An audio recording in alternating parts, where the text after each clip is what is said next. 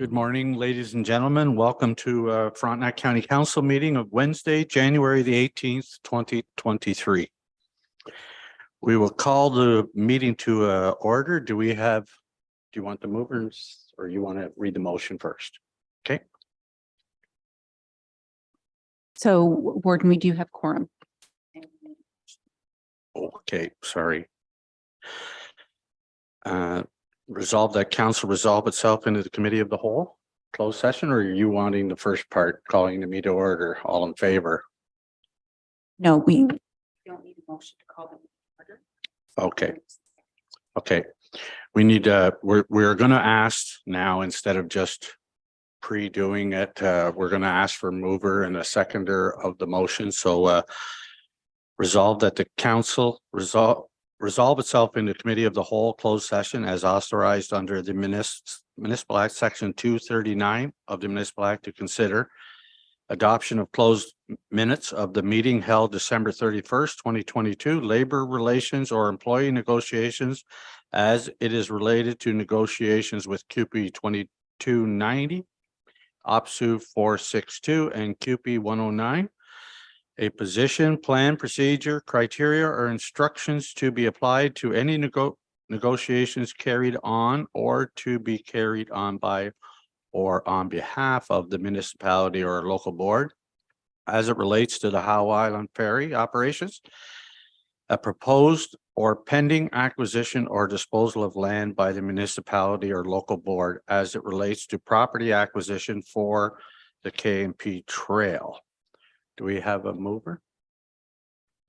Councillor Leonard and Councillor Lichty. All in favor? Carry.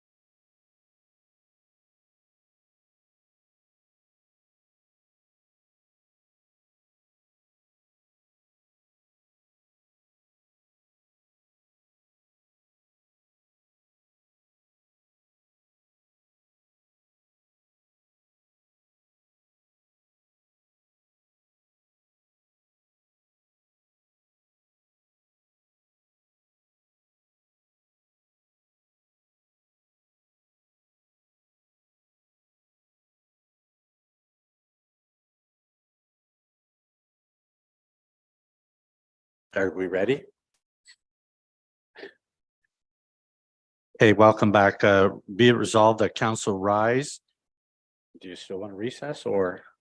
Sorry, yes, council is just going to rise and recess from closed session and resume after other business.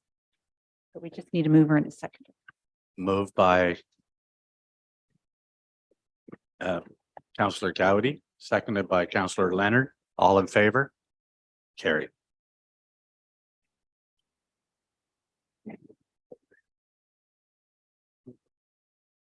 So the first one is Ronald McDonald and what is it? Yes, so at the bottom.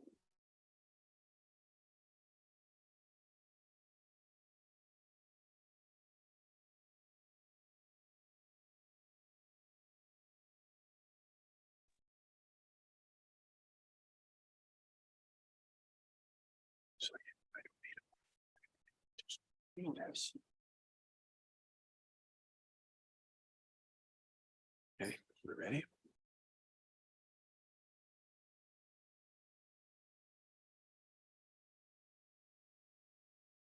Okay. Good morning. I'd like to welcome everyone. County Council is conducting this public meeting to permit citizens, businesses, and other Frontenac stakeholders to address council to make representation on the 2023 budget. Citizen input and customer satisfaction plays a key role in the county's budget process, and citizen input is welcome throughout the budget process, including but not limiting to strategic planning, business planning, budget development, and service level changes. The procedure for the public meeting will be as follows. I will invite those who pre-registered with the clerk for inclusion on today's agenda to come and speak first. Should there be any other persons wishing to make comments on or ask questions about the budget, they will then be given an opportunity to address council. Please be aware that anyone who wishes to address council should direct their comments and questions through the ward. Once all of the submissions have been heard, the public meeting announce that once the submissions have all been heard. So I don't think I read this till after it, right? Okay, so we will open the public meeting. We don't need a mover or a seconder for that. Okay, so our first submission is from Ronald McDonald House, and they are joining us Zoom. I hope you can hear us and have the floor. Thank you very much. Thank you. Thank you for having us, and thank you for carving out some of your time to hear a little bit about what we have going on. Can I share my screen? Yes. Okay, great.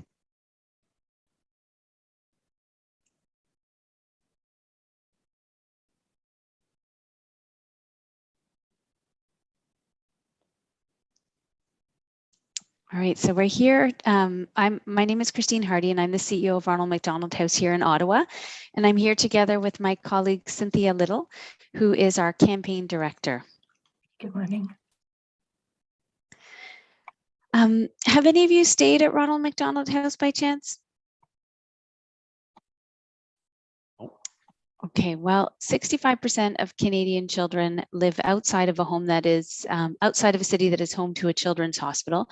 And what this means is that for most Ontarians, for most Canadians, when your child becomes ill or injured, you are in a situation where you're forced to travel and to relocate. Depending on the diagnosis of the child, this may be over the course of several weeks, several months, and in some cases, it can be over the course of years. So you can imagine the logistics of a situation like this and imagine the cost. Oftentimes, one parent has to quit their job in order to relocate and be by their child's side in Ottawa, while the other parent stays home to take care of siblings, to continue working, because of course the bills continue to come in. That's where Ronald McDonald House comes in. We provide a home away from home, a place where families can be together, come together, and stay while their child is seeking care at CHEO.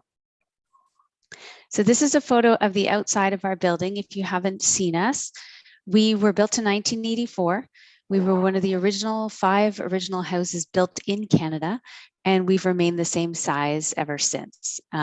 As you can imagine, as it's been close to 40 years, we are severely underserving the population that needs us today. So the 5 houses that were originally built were all built to 14 rooms. That's our size. We have 14 suites. Each family, when they walk in, gets a really warm, loving welcome from our staff. They get a private suite, private bathroom. We have shared kitchen space, dining space, living room space, just to help families create. Ronald McDonald House is really about bringing families together to support each other and connect and be there for each other during what is most likely the toughest time of their lives. We have pet therapy, music therapy. We celebrate everything, and we do our best to make it a really warm, comfortable, safe, loving place to land while families are so far away from their own home. The only criteria to stay with us is that you live too far away to commute back and forth. So we serve your community, and we serve any community that is, right now our criteria is 80 kilometers or more. We operate with a very long wait list, and we have for many years, unfortunately. Our hope when we grow is that we'll be able to bring that distance down from 80 kilometers to 50 or 60, because that's still too far on a day like today. Still too far if your child's in hospital for 10 months to be driving back and forth every day. And I'll pass it over to Cynthia. Thank you. So since we opened our doors, we've welcomed over 80 families from Frontenac County. We've saved them from over $300,000 in expenses that otherwise would have come out of pocket. And since 1984, families from Frontenac County have spent 1,200 nights with us at Ronald McDonald House. Families like the Ritz family. So their hometown is from Perth. The family members are Jackie, who's the mom, and Austin, a son who was receiving care at CHEO. Austin was 16 years old when he was diagnosed, and he's currently 21 years old. But back in 2016, Austin was complaining of constant headaches and unable to be outdoors longer than 10 minutes without being sick. He's an avid sports enthusiast, and doctors thought maybe he was suffering from a concussion. But after visiting the Perth and Smith Falls District Hospital, Austin was diagnosed with leukemia and told that the staff at CHEO were waiting for his arrival. So this was the beginning of Austin's 414 consecutive days spent at CHEO as an inpatient. Throughout his journey, his mom, Jackie, remained steadfast by his side, with Ronald McDonald House acting as her home away from home when she wasn't at the hospital. During Austin's time at CHEO, he spent 6 weeks in a coma, underwent 80 blood transfusions, and more than 7 surgeries. Through all this, Austin's attitude remained positive, and he's now graduated high school, is attending Algonquin College, and works a part-time job. But throughout all of this, Ronald McDonald House remained Jackie and Austin's roots, with Austin never being well enough to return home during treatment, but being offered occasional nights and weekend passes to visit Ronald McDonald House was a real welcome to reprieve. So with your support, more families like Austin's will be able to call our house a home. So the good news is we do not have to move. We are located on the CHEO campus, just steps from the hospital. Our beautiful parcel of land is large enough to accommodate this critical growth, including our additional parking needs. CHEO is underway with their own plans to grow, so our house needs to grow as well to accommodate both the current and future demands of our service. And now we'd like to just take a couple minutes to tell you about our project. So the way I should have mentioned earlier too, the cost to operate one of our 14 rooms per night is about $100. We charge families $10 a night, only if they can afford it. If they can't, we waive the fee. So we, as part of the Ronald McDonald House Global Network, the way we work is we submit our partner hospital, in our case, CHEO's, patient projection data, and they tell us the size that we're meant to be. So we have 14 rooms, and we were actually surprised to learn that we should have 36. So we have to add 22 rooms in order to meet the current and future demand for Ronald McDonald House here in Ottawa. The cost of our build is 22.7 million. We're adding 25,000 square feet, 22 new bedrooms. And, you know, we're addressing things like we were built in 1984, so we're not even accessible, which is just unacceptable for Ronald McDonald House. We don't have an elevator. We have a chair lift, but we will be building accessible rooms. All of our rooms, are small. It's a queen size bed and it's a trundle bed for kids that will pull out. But the space is tight, and you think about Austin's family, who was with us for over a year. It's a very long time for mom and son, and you know, on weekends the rest of the family to be sharing one room. We're not set up for families where the parents are divorced. If your child is very ill, both parents of course want to be by their child's side. We have one bed in the room, so we're really looking forward to building different types of spaces to accommodate all families who need to travel to CHEO for care.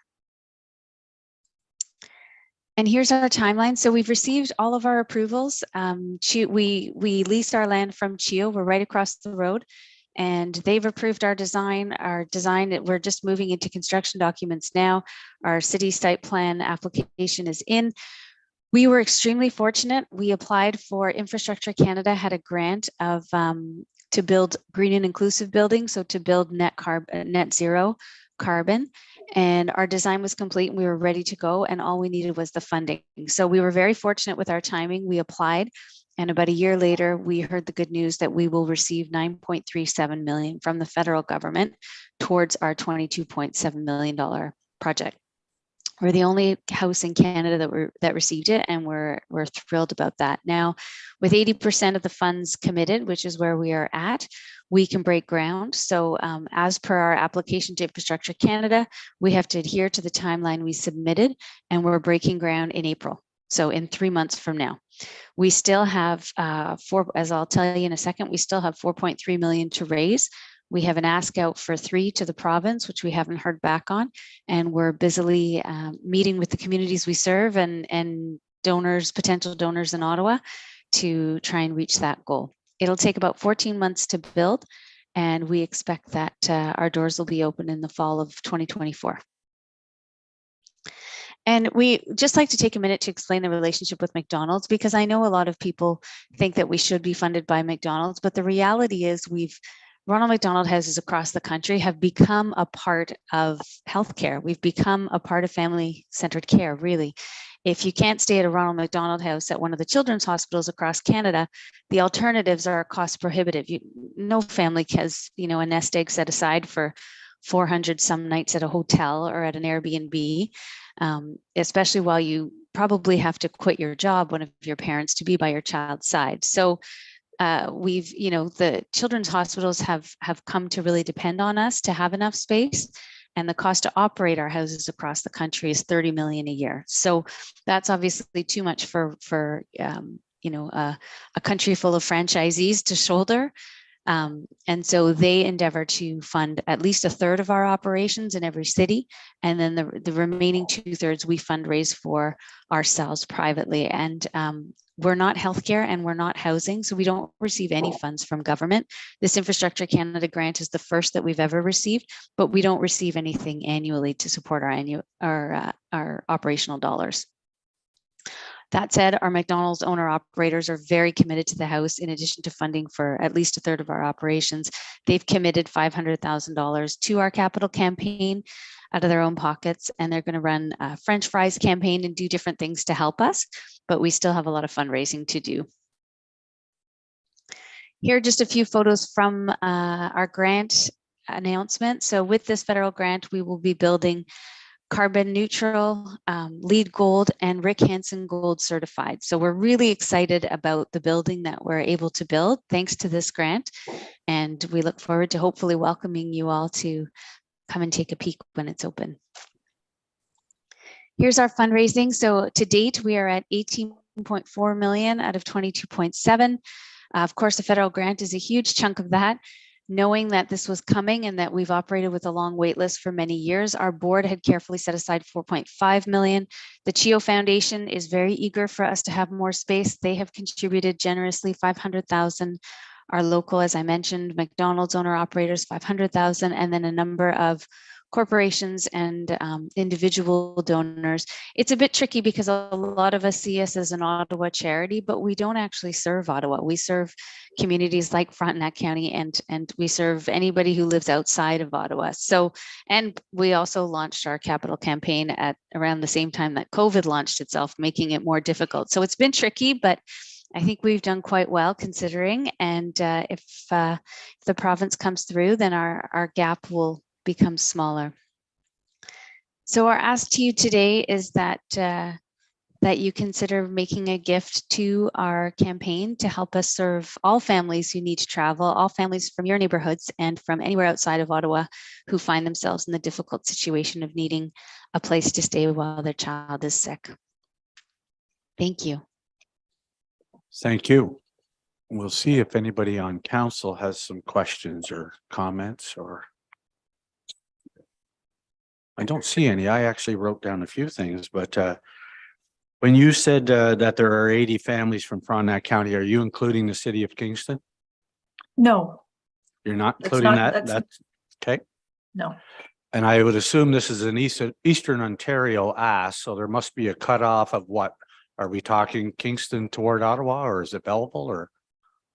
Yes, our because there is a Ronald McDonald House in Toronto, one in London, one in Hamilton. So our catchment area, the families that we serve, ends at Kingston. Okay. And you don't have a specific ask, you're just asking if we could contribute. Yes. Yes. I Okay. mean, we, without knowing how your budgets work and what's appropriate, I wouldn't want to over ask or under ask. I don't know if $10,000 or $25,000 is far too much. So I would also just share that we're accepting many multi-year pledges over up to 5 years. So many of our donors have chosen to make their gift that way. And I would also share that to name a space, for example, the counties of Stormont, Dundas, and Glengarry have given a gift and their goal is to name a space within the hospital. That starts at $50,000. So again, a gift of $50,000 will give you a named space within the house in perpetuity, so that when families arrive from your community, they know that their community is there supporting them, and it can be paid up to, over 5 years. Very good. Thank you. So seeing no other questions, thank you very much for your presentation, and that definitely will come up again at budget time. Thank you so much. Thank you so much. Have a you. great day. Okay. Bye-bye.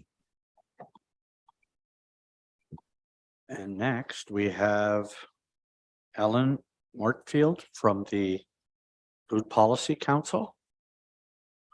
Okay, we probably need to get you a mic then, Ellen. Oh, yeah, we have some of the message here.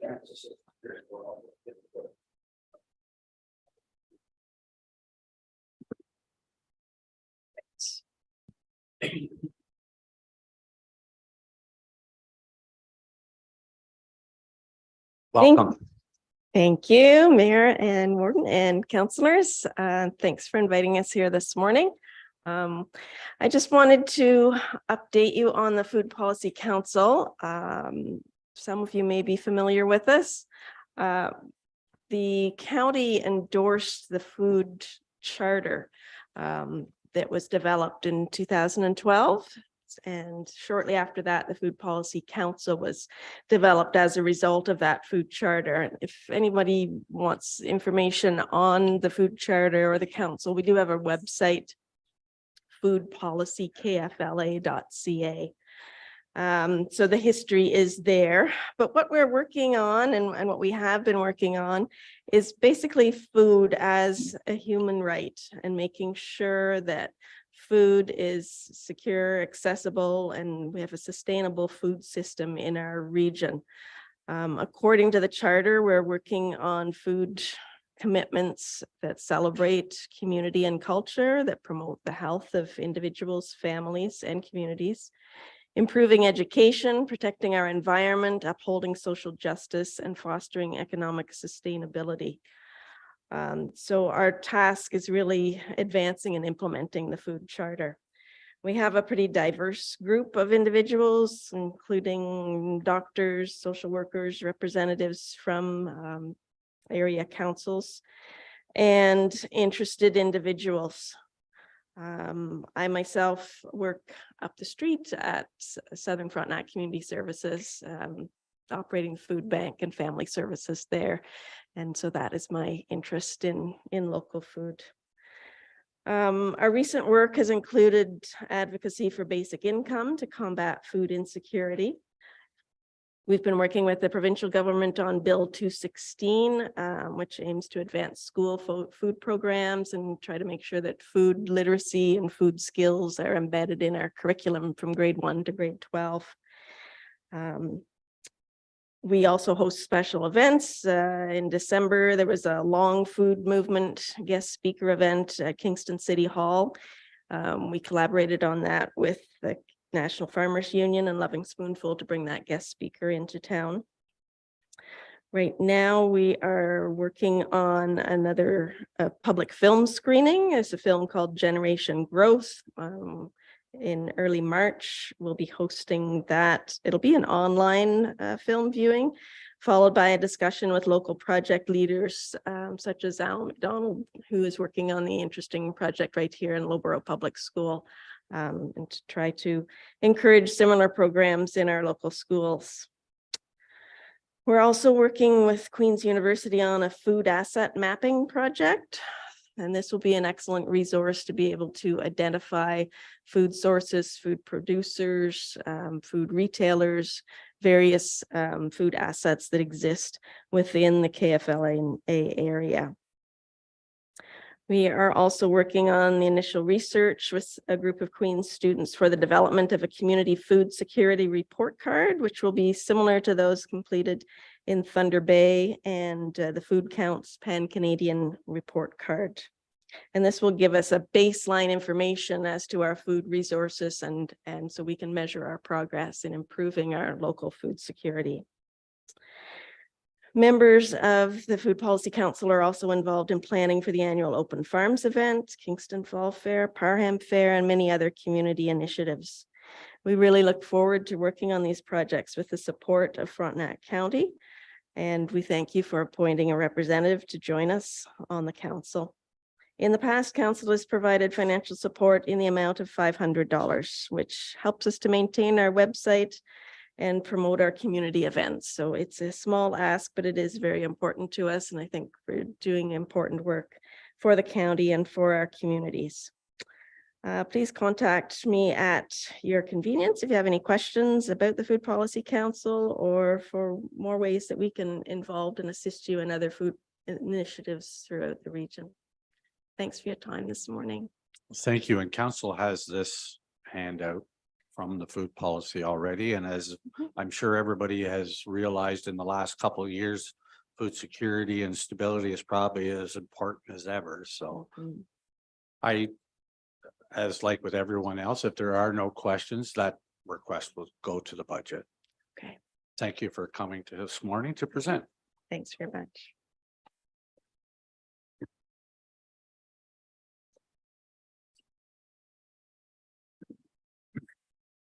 And last but not least, we have Dr. Janet Dietrich with us to speak about the rural Kingston family health. Welcome. Thank you for allowing me to speak again today. My counterpart, Deb Kraus, had car issues and couldn't make it. I believe she is on Zoom. We were hoping to both be able to speak. So apologies to the South Frontenac people. We were just here last week, so you've heard this already. I guess repetition is never a bad thing. We were hoping to present to all of the townships first and then the county, but it came in this order. And we felt it was important to present to the county as well. We do have our presentation, which I'm hoping you'll be able to bring out. I will put that presentation up, and I believe that she's on here. If you just give me a moment, I can pull her up as well. Okay. I guess while you're getting that organized, I'll just introduce myself and Deb while we're waiting to get that organized. So I'm a family physician in Sydenham. I've been working here. My first locum straight out of residency was here in Sydenham, and I've had a practice here since 2002. I'm the lead physician for the Rural Kingston Family Health Organization, which has 5 clinics all north of the 401. 3 in the Frontenac County and 2 in Lennox and Addington in the Stone Mills Township. My counterpart, Deb Krause, who will be joining us shortly, is the executive director of the Charlotte Lake Family Health Team, which is one of the physicians within our family health organization. And what we're speaking about today is physician recruitment and the assistance that we could benefit from in terms of recruiting physicians to this area. Okay, so I see they're getting the presentation ready. She is. Okay. Okay, can you hear me all right? Yes, yes. Terrific. Okay, thank you very much. And thank you for having us today. This is such a key issue, and we're really looking forward to being able to work together to address this dire need for our respective neighborhoods. Next slide, please, the population one. So by way of background, our area has seen some fairly significant population growth, which puts added burden on the physicians who are already here and helps kind of drive the need for needing some new physicians. The other thing that's quite important in terms of the population that we serve, you'll notice that last column, a significant amount of our population is over 65. And what comes with that is a complexity of care and a higher need for physician service. So those 2 factors together really show how much we need to have physicians to provide care. And next slide, please. Thank you. This shows for the 4 clinics that are in the Frontenac County how much our patient population overlaps. Part of what this highlights is how interdependent we are from clinic to clinic, because we do share patients in terms of who goes to which clinic. Each of these clinics only has 1, 2, or at best 3 physicians, several of whom are hoping to retire in the next coming years. We can't afford to lose any of these clinics because we're so independent. The remaining clinics just can't take the additional patient volume. Of another note, the allied professionals such as nurses, dietitians, and mental health workers that are funded by the ministry have to be affiliated with a physician in a clinic. So if you lose one of these clinics, you also lose the associated nursing staff, et cetera, that also helps provide care in the community. And next slide, please. This gives a bit more background in terms of what we're working with for how many patients go to each clinic, how many physicians we have, and the pending retirements. We need additional physicians now just to serve the increase in population you saw on the prior slide, and the demographics of them being a rather older population by and large than you see in the rest of the province.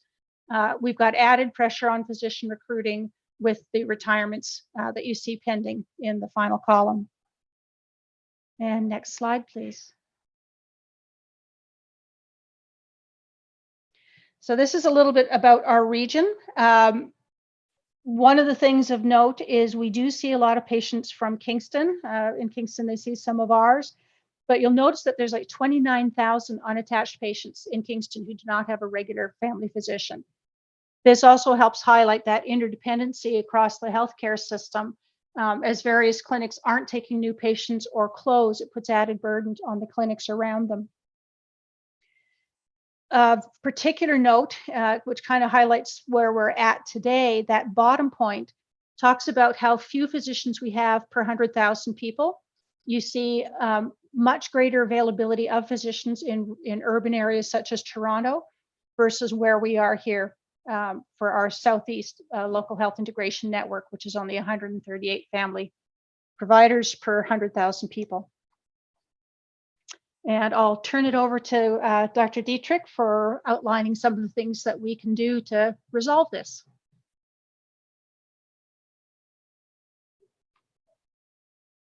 Your mic on? Just push it. Yeah. Just push. You got her. Is that better? Okay.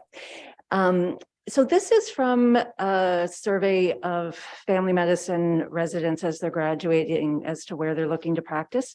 So you can see 50% are looking at rural or smaller cities. So we're well positioned to take advantage of that in our area. Next slide, please. And this is looking at what sorts of things they consider important in their practice. So at the top, the FHO stands for Family Health Organization. That's the remuneration model that is most preferred currently for family physicians. We are a family health organization, so that is going for us. Proximity to family and spousal family employment opportunities are a bit more of a challenge in a rural area, but we'll talk about that a bit more later. We have additional work outside of our clinic practice through the hospitals in Napanee or Perth or teaching through Queens. We'll talk about financial incentives. All of our offices have other physician colleagues. So we have many of the features that they are looking for, but some that we need a bit of help to work on. Next slide, please. Is it possible to remove the click to add text and some of those extra things that are showing up over top of the slide? Just to. The presentation mode isn't working right now because Oh, it's only one computer. All right, we'll deal with it as it is. Thanks.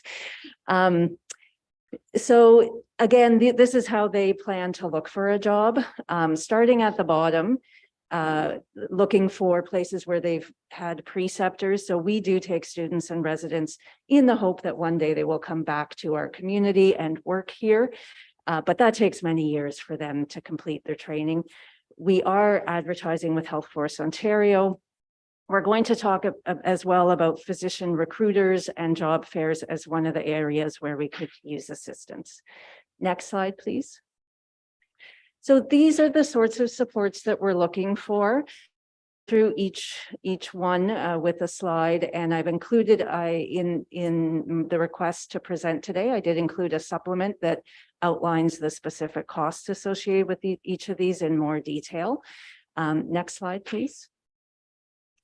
Okay, so the surrounding areas of Kingston, Napanee, and Hastings are all offering signing bonuses of $100,000 over 5 years. Kingston has recruited about 9 or 10 physicians since they started offering this signing bonus. Many years ago, Napanee was able to recruit many.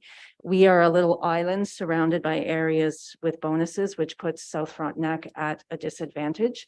North Frontenac and Sharbot Lake are both rural enough that the ministry provides their signing physicians a bonus.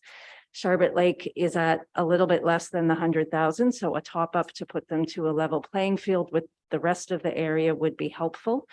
And these are important for physicians who are graduating from med school with upwards of 200,000 plus in student loans. Next slide, please. The second issue is a recruiting person. Currently, we're doing this off the sides of our desk. I'm taking time out of my I canceled patients today to come here to do this.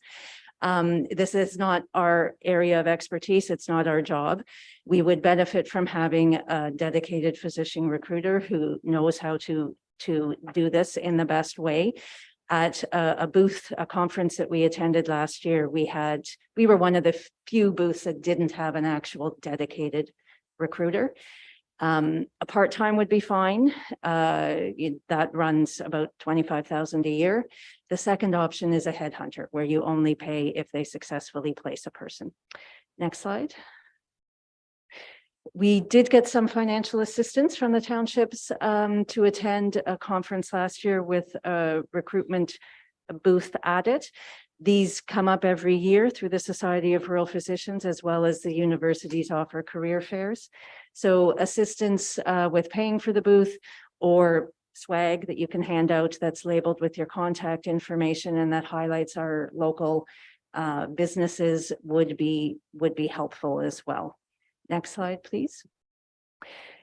I had mentioned that spousal employment is a really important part, and in our rural areas, that is a bit more of a challenge. So there is a program through Keys Employment where they will assist spouses, families, et cetera, getting settled, whether it's employment, elder care, special services, or other needs. Again, there is a little bit of a cost associated with this, but it could be very key. No one is going to come and work here if their spouse can't get a job. Next slide, please. Finally, physical infrastructure. Central Frontenac does support the Charlotte Lake Clinic, and South Frontenac owns the building in Verona. The Sydenham Medical Clinic is owned by a local business. Our current lease is done as of 2027, so that's a point of vulnerability where if we don't have sufficient physicians to pay the rent, it no longer becomes sustainable for those of us who remain to continue to work there. Next slide, please. We'd like to thank everyone for the help that they have provided. We've been working with Richard Allen on a video, which I hear looks great. I haven't had a chance to see it yet. And the assistance we've had with some professional materials for the recruitment booth and the assistance with the buildings that I've mentioned as well. We've had a really good relationship with South Frontenac for organizing our vaccine clinics at their building on Keeley Road. That's been great through the COVID pandemic to do those drive-through clinics. So we'd like to continue to work together to partner to keep our healthcare functioning well within our rural communities. Next slide, please. So I'll turn this back over to Deb to do a few summary slides, and then we'll take questions. Thank you. So you've got the content of the slides. This just outlines the various economic impacts that are a benefit of having physicians in the community and a healthy community. Healthier population means a more vibrant rural community. Next slide. And I'm not going to speak too much about this because you've got the details. And next slide, please. I can read that one real quick. Oh, yeah, just back one, please. You're a little faster than I. Oh, slide 18. Oh, okay, well, yeah, that one. So in closing, there are several ways that County Council can help us in attracting physicians to our communities. We have some really wonderful communities and a wonderful lifestyle here, like Dr. Diekert was already talking about, that really are attractive, but we're competing against the rest of Canada. And there is need for additional things so that physicians are aware of our communities to come here. So we've got the recruitment incentive, the professional recruiting support, the recruitment fair, employment support for partners, and the infrastructure help. And the last slide, and most important, thank you. Thank you for help already received. Thank you in advance for support you may be able to help us with this as an ongoing effort. And we look forward to working with you for recruiting success in our neighborhoods. Thank you. Thank you. I guess before I open it up for questions, I'm just going to make a comment. I think that if we wanted to look at, I hate trying to outbid other people for doctors, all of those things, but I think a good starting point for County Council would be to think about the doctor recruitment position. And I think there's an opportunity that whether it's part-time or full-time, that we could partner with LNA County because they are in the same situation. We have a working relationship with them, that maybe one recruiter could service both areas. So I mean, that ask will go, potential ask will go to budget, because I know there has been some asking for whether we can contribute toward doctor recruitment funds. But I even the last meeting that you had with South Frontenac, the one that came to mind was the easiest, and I think the best start is maybe getting somebody who knows the whole climate. I'm not saying you don't, but that would be a good starting point to identify how we could get to there. As lead physician for an organization that straddles the boundaries of LNA and Frontenac, our people in Stone Mills are discussing with their relevant townships and with LNA County about recruitment as well. And we have discussed how can we work across township lines together, because we do think that a physician that comes to the region benefits the whole region, whether they're in Newburgh, who's in desperate straits as well, or Verona, it helps us all. So they are doing similar presentations to what I'm doing to the townships there with similar sorts of asks. They are also approaching them for physician signing bonuses, because Stone Mills is the other sort of island that is in need, that needs signing bonuses. It's unfortunate that we're at this point where we do feel like we're bidding for physicians. But other municipalities are making that offer. It's kind of become the ante that you have to put up to get into the game, unfortunately. And I wish it wasn't that way, but it really is. It's hard to say you should come to Verona when you can go, a little bit further south and pay your student loans off twice as fast. And live in Verona. No, just kidding. Do we have questions from council? Yes, Councillor Greenwood Spears. You'll have to use your microphone. Just going back to the newer physicians and that, how they're going to get their jobs after residency. One thing that caught my eye was the highest response rate for their decisions was networking with colleagues and preceptors.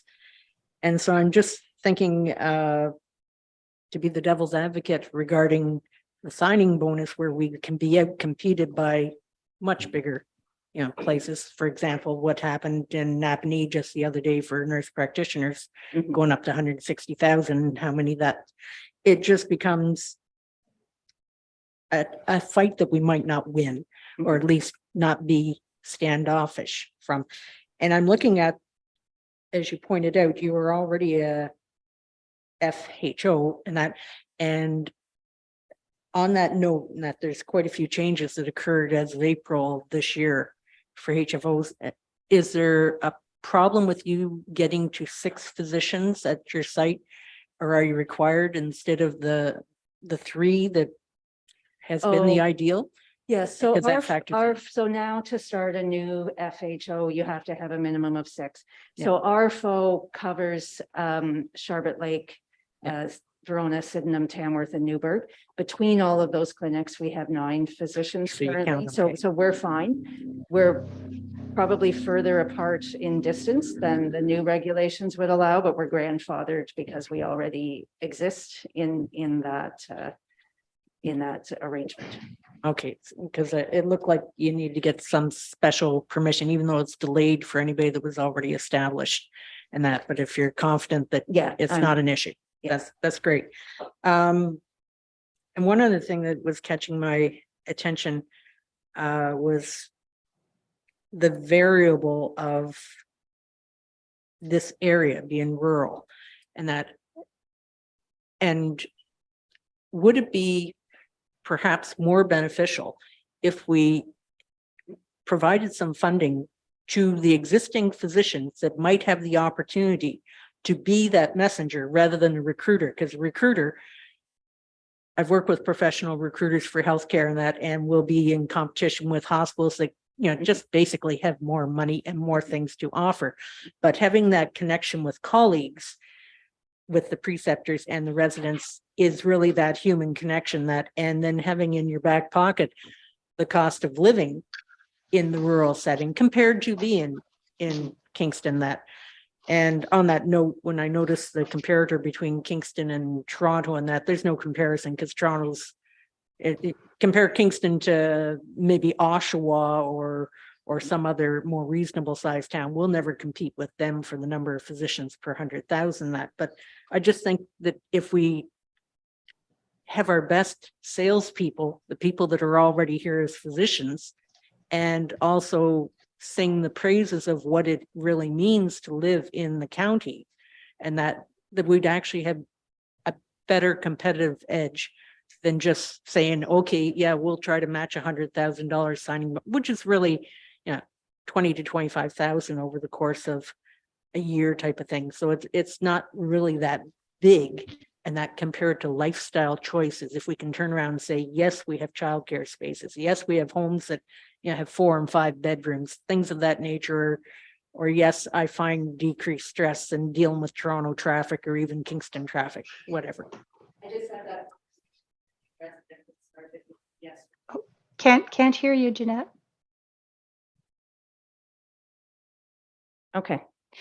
I just had that conversation with a new resident that started yesterday in my office, talking about the lifestyle, et cetera. And we certainly do that. The point about the physician recruiter is that some of this, there's a certain amount of administration and legwork and that sort of thing that needs to be done. The physicians need to be involved to have that one-on-one conversation to tell someone, okay, this is what it's like to live here and practice here. But in terms of making a PowerPoint presentation, et cetera, it really isn't good time spent that I spent hours making a PowerPoint presentation instead of seeing patients. Right. I really would be much more valuable seeing patients. And that's where the physician recruiter can come in and doing some of that legwork and background work and potentially having other ideas for reaching out for media, for advertising, et cetera, that we wouldn't think of otherwise. And know all the key functions to attend that doesn't take you away from what you're doing day to day. Yeah. Yeah. It makes sense. It makes sense. One other piece that you guys also identified in that are the social media aspects in that, and having it bumped up and specific for physician recruiting can be something that's an ongoing. So it's not always just, a one-shot deal. And that could be done at the county level, and that just highlighting, especially what new physicians are looking for. But in reality, when we have the seniors population, it'd be really good if we could get some physicians that have experience, because they are complex and many new physicians don't have that same comfort level dealing with the complexity of illness. Yeah, and that's keeping that social media presence, and that's hopefully something Richard can help with, because again, that's not my thing. I don't know how to do that. Okay. Any other Yep, Councillor Fowler? Yes, do you have any clinics, like a part-time clinic? If there's one set up in up in an area where I'm from, like North Frontenac, if we had a place where a physician can attend, that we could at least get somebody to come up and service our area?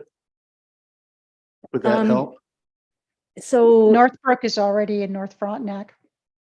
yeah, so many North Frontenac patients would attend Sharbot Lake or the Lakelands Family Health Team in Northbrook.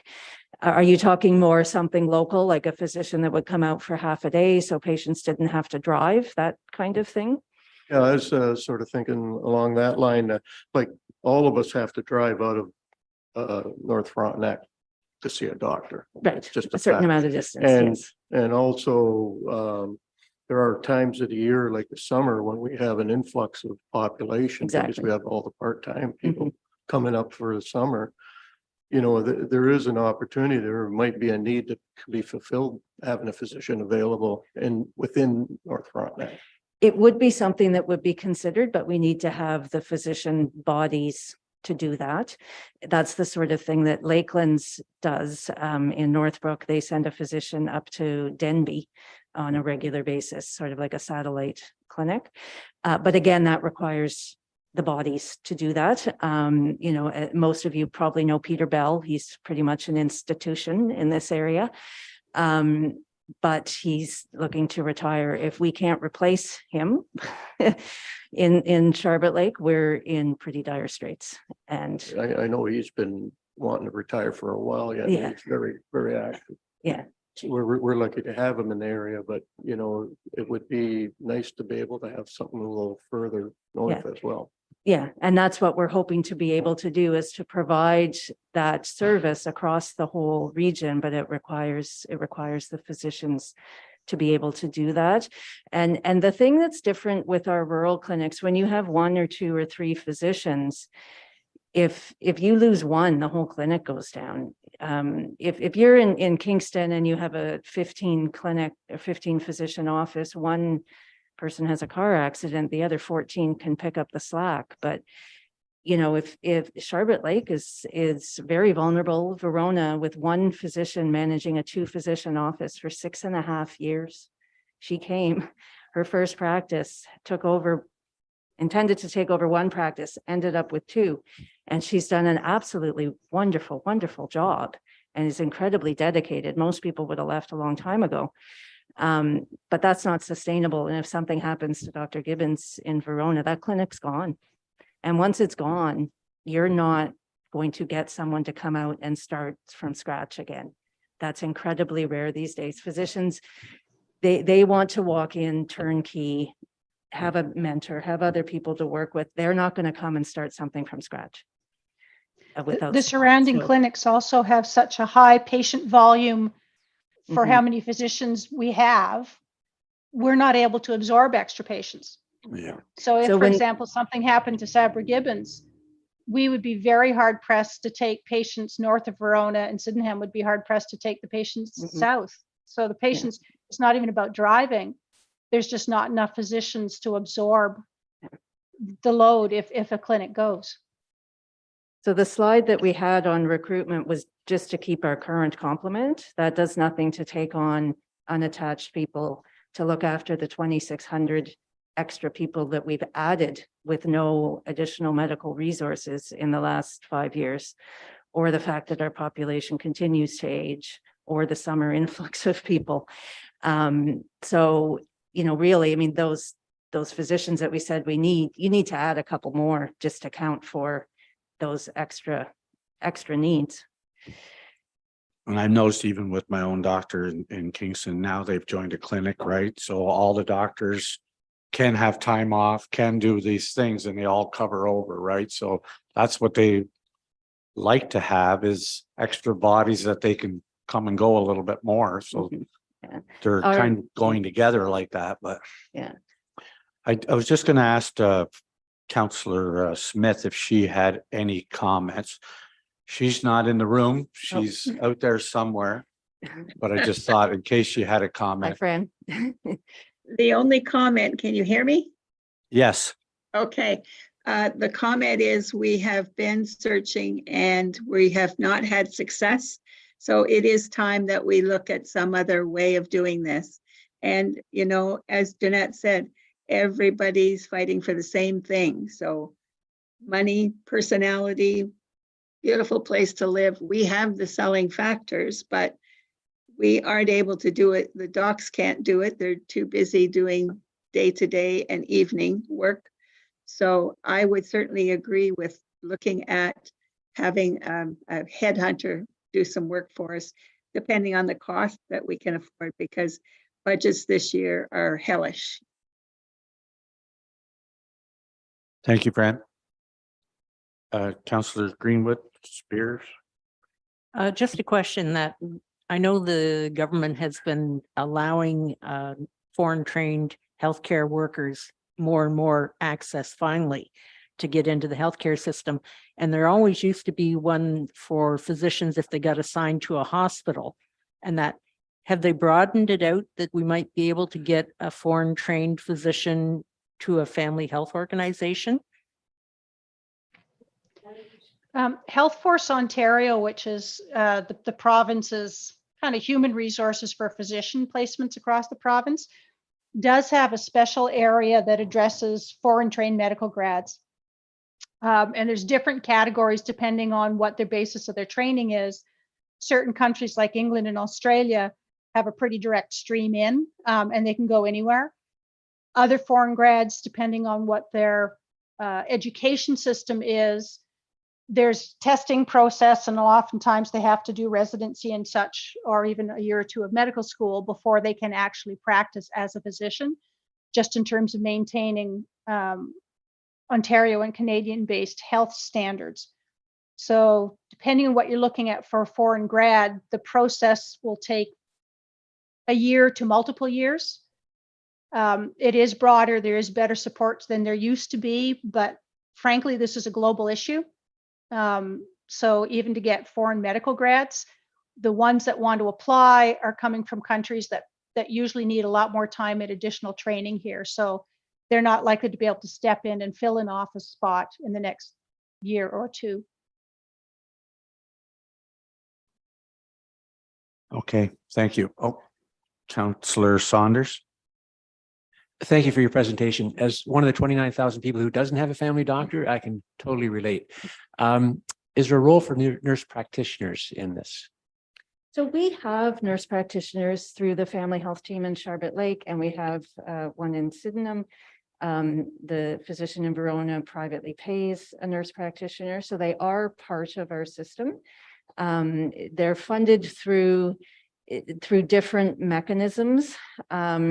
But again, all of that funding is tied in the system that we work in, the Family Health Organization or the FIT in Charlotte Lake, that funding is tied to physicians. If you have no physicians in Charlotte Lake, you have no FIT. They would have to change to being a nurse practitioner-led clinic, which is an entirely different model and a different way of providing care. It still needs some physician assistance because there are things that are out of scope of the nurse practitioners. But if I wanted to expand by taking on a nurse practitioner, I would basically have to expand my patient roster enough to be able to pay a nurse practitioner that the extra funding. And given what they're offering in places like Napanee and such now, that becomes more challenging because it would eat up most of what I would take home and pay.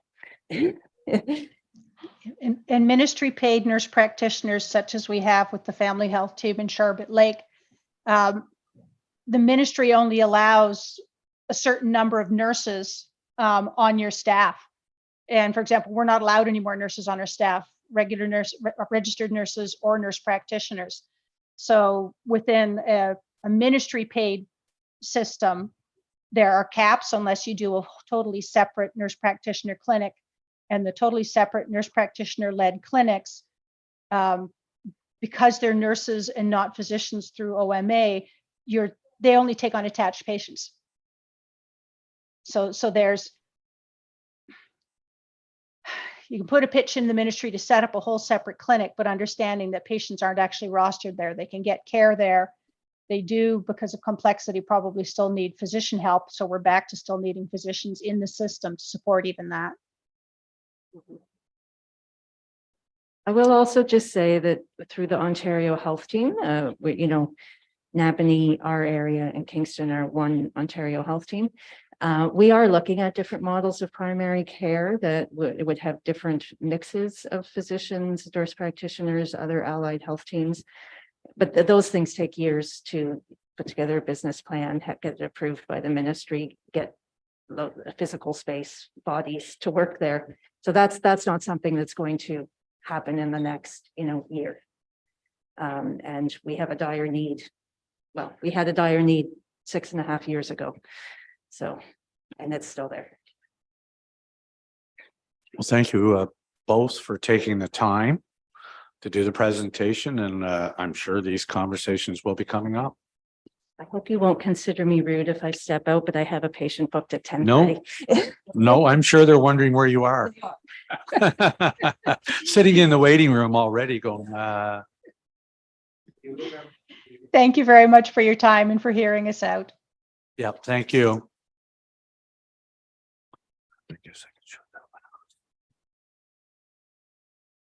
So the public meeting is now closed. All budget requests and comments will come forward during budget deliberations for council consideration on February the 8th and the 9th for either inclusion or exclusion in the 23 budget. Frontenac County residents and stakeholders are invited to continue to participate by submitting any input they may have on the 2023 Frontenac County budget via www.engagefrontenac.ca.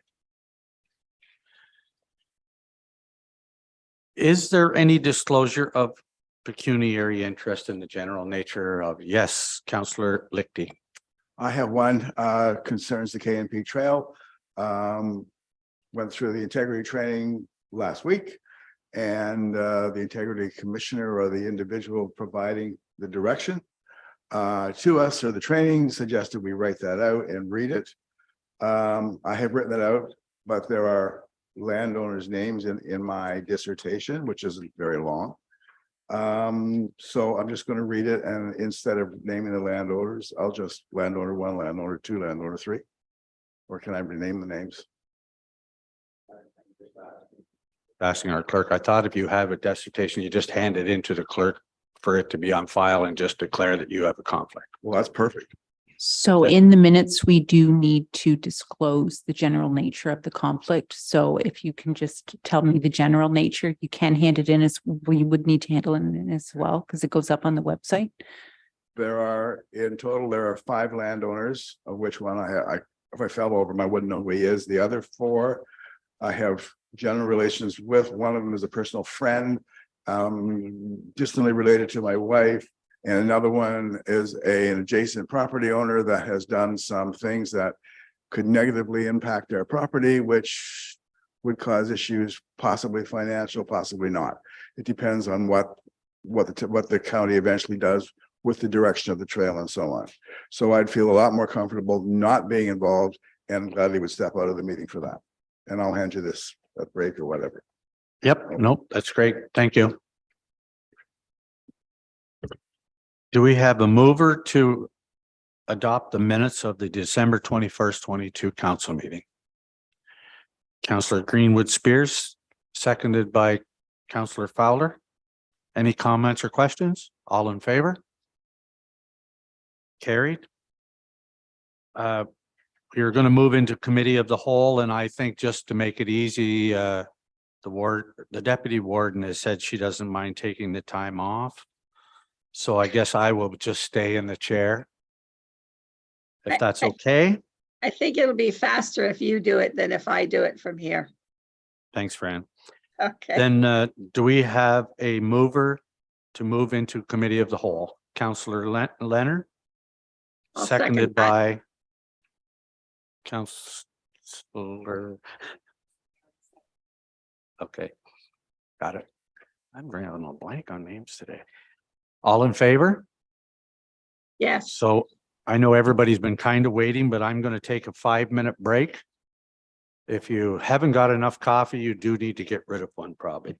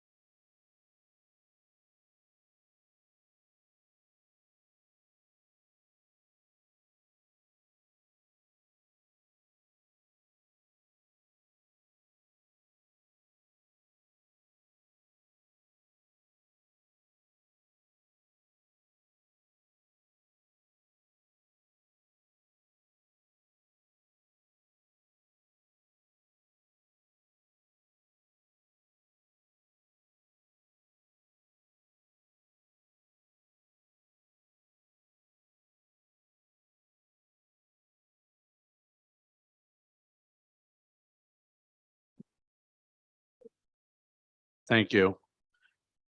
We have reconvened council and we will now start off with the briefings from Mr. Kelly Pender. Thank you, Warden. Excuse me.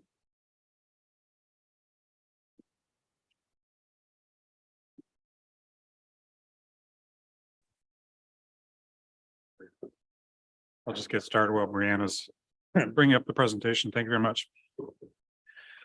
So as usual, I'll highlight a thing or two on each page and be available for questions. And if we can't answer the questions, of course, we'll get back to you as soon as possible.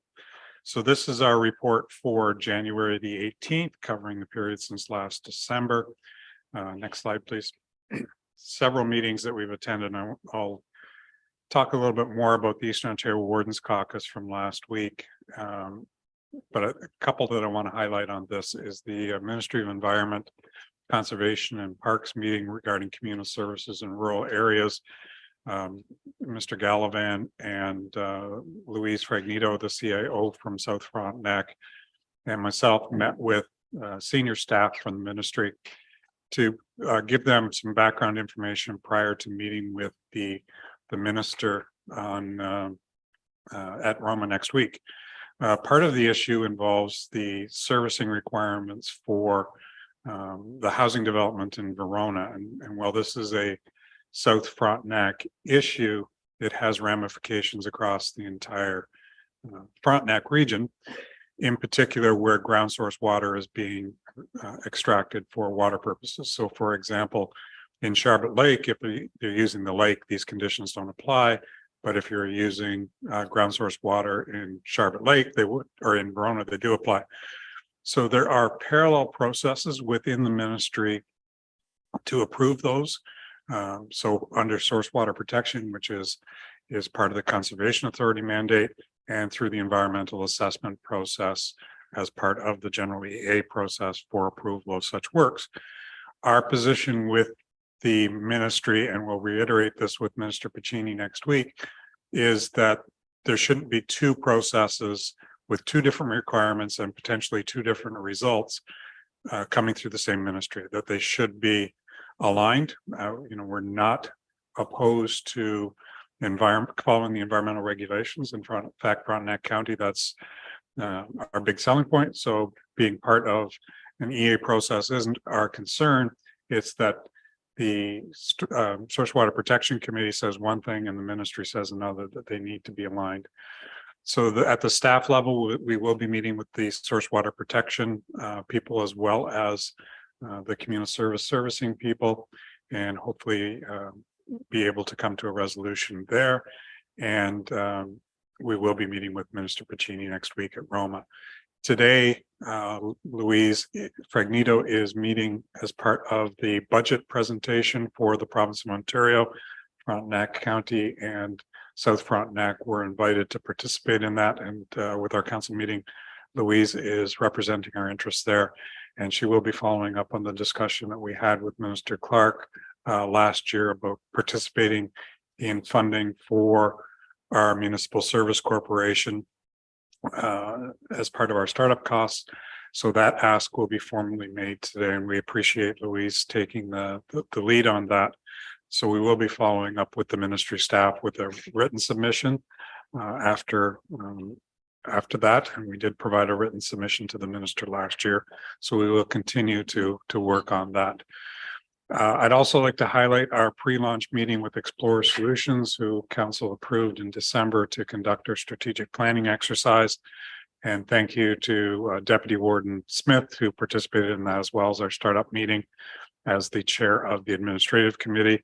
So they will be coming to your local council, and we'll be meeting with you directly as councillors and discussing with the administrative committee the overall timelines and framework, working through Madam Clerk as our lead on that. Next slide, please.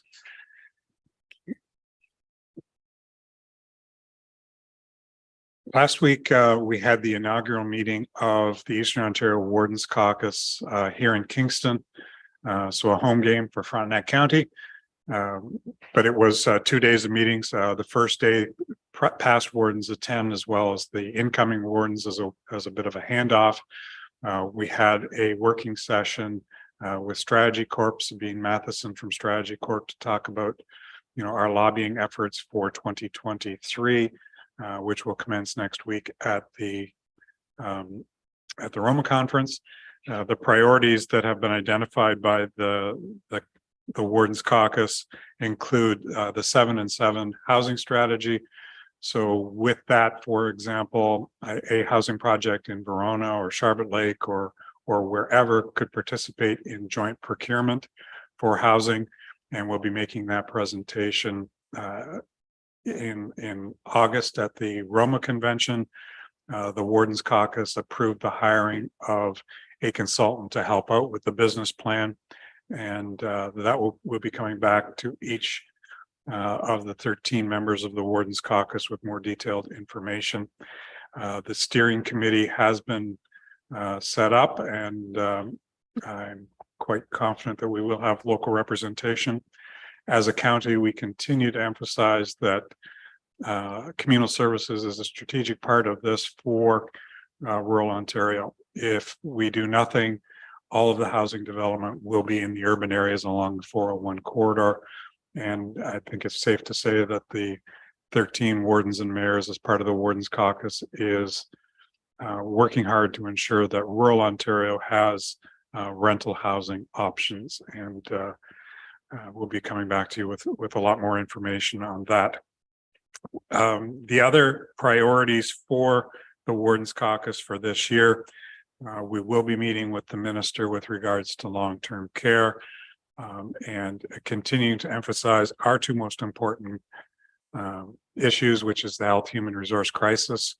As I continue to point people to the websites for the County of Frontenac and Kingston Health Science Center, just to look at the number of vacancies on any given day. We've got 30 to 50 openings in between paramedics and long-term care.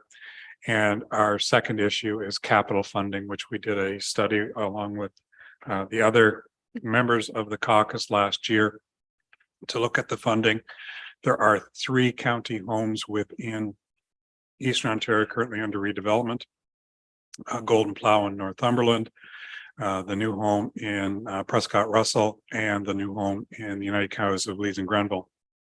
There were funding announcements prior to Christmas for new homes and new beds for shovel-ready projects. Unfortunately, we've done the background work, and if you met with Susan yesterday, you probably heard some of that, and we'll be back to County Council at some point in 2023 to talk about that. The difficulty for the 3 that are currently under development is that they signed agreements prior to the enhanced funding. So certainly there's going to be considerable discussion about that. The other problem is that was a one-time funding. There is no promise from the province that it's ongoing funding. Our biggest issue is with respect to where the debt appears. If it appears on our county budget, then that basically evaporates our entire debt capacity for the county. And so if the Fish Creek Bridge needs to be rehabilitated, or if there's a significant capital project anywhere, it pretty much eliminates our borrowing capacity. We aren't alone in this. The original KPMG study looked at the borrowing capacity of municipalities and the requirement for appearing on the annual repayment limit, which is basically your visa capacity, if it were your visa limit. And that is another issue that we continue to talk to the province about, is that those amounts should not appear on our local debt, and that the funding should be commensurate with the contribution, and we'll continue to work on that with the ministry. We didn't have any leadership council meetings in January. Our next one is February the 2nd. Past Warden Roger Haley of the United Counties of Leeds and Grenville was elected as our chair, and Jennifer Murphy from Renfrew County who is still on Renfrew County's council and is the mayor of Madawaska Valley, is our vice chair. The Eastern Ontario Mayor's Caucus will be appointing members to that as well. Over the last year and a half, we've done about $2 million worth of regional economic development projects. And just give you a highlight of one, which is the one window permitting process.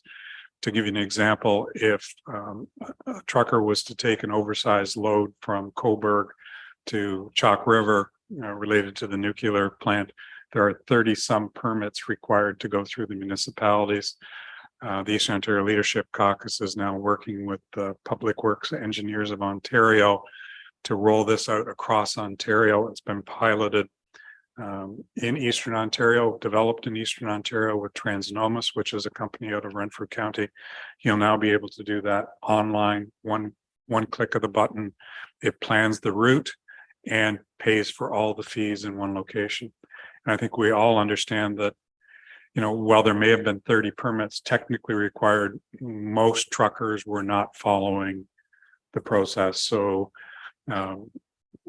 Lees and Grenville has a story about a bridge just outside of Smiths Falls that if you follow the GPS, will take a trucker over, but it isn't capable of carrying the load and there is no way to turn around. So there's been a number of bridge repairs. So it will do the mapping and it will do the permitting, and that will all flow to the individual municipality. Frontenac County has a membership in Municipal 511. If you go to Municipal 511, your public works managers and directors have access to that.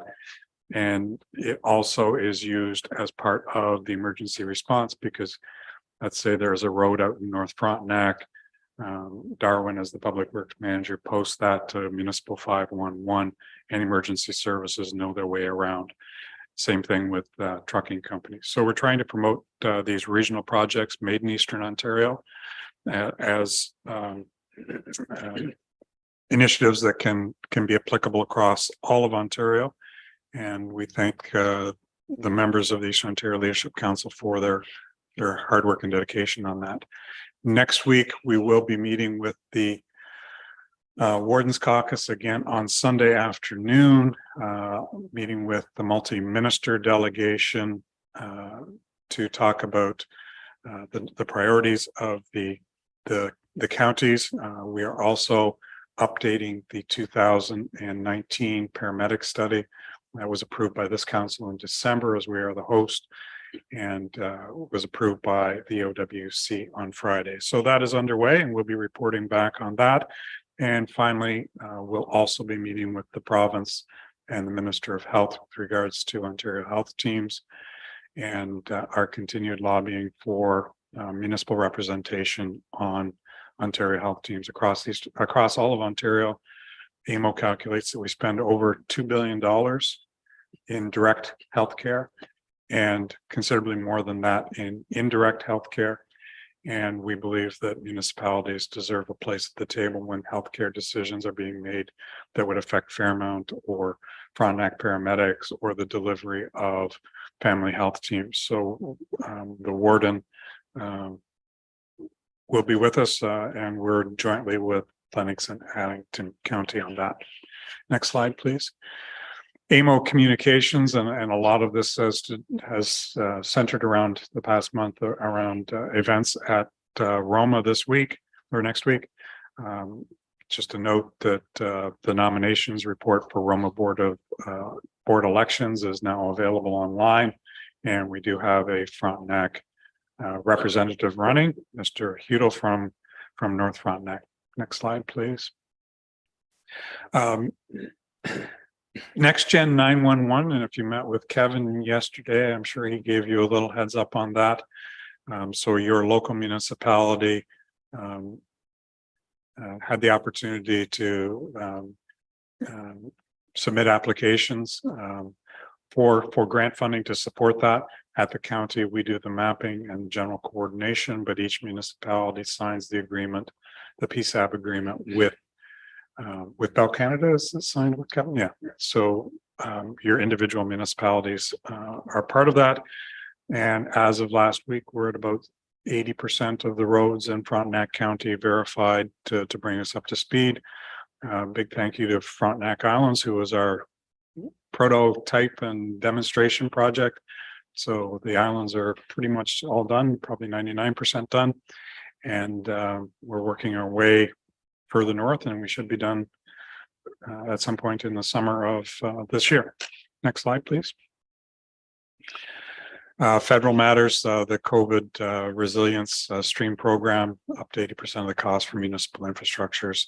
And the window is projects that were started September the 30th, 2023. Next slide, please.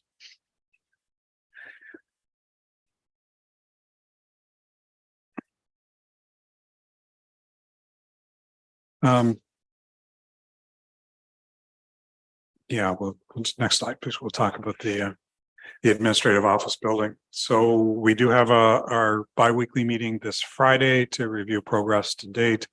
As I mentioned back in December, most of the major demolition has been completed, so that we think we found most of the underlying issues. And we expect that, over the next couple of weeks, the electrical and drywall will be completed. And we will have a committee meeting and hopefully have a walkthrough so you can get a sense of the space, and we'll be working on that. The main building demolition of the Bud Clayton room has commenced. If you drive by, you can see we're back down to the brick. All of the underlying asbestos issues have been abated. Next slide, please. And the other large issue is the concrete footings have been poured for the front reception area, which will be enhanced. And just a reminder that we did receive funding through the province, as federal and provincial funding, to assist with adding space for social distancing in our front room, our front reception area. Next one, please. So this is the general timeline for the strategic plan that we spoke with Jason from Explorer Solutions on. The nice thing about Explorer Solutions, and we're pleased to see them be the low bid and the approved by council, is that they've been working for the last 8 or 9 months on our regional CIP project. So they've been to all of your councils, they've been to your communities and held online and in-person meetings. So they've got a good sense of what's happening in the community, but we're taking it to the next level in terms of the consultation. And we are looking at, a draft by the end of May and a final report sometime in July. Human resources, we finished the year at 456 recruitments, continue to put stresses on our recruitment staff. I meet with them regularly, and they seem to be holding up, but the stress levels continue to rise. That's about the same number we had last year, Barb.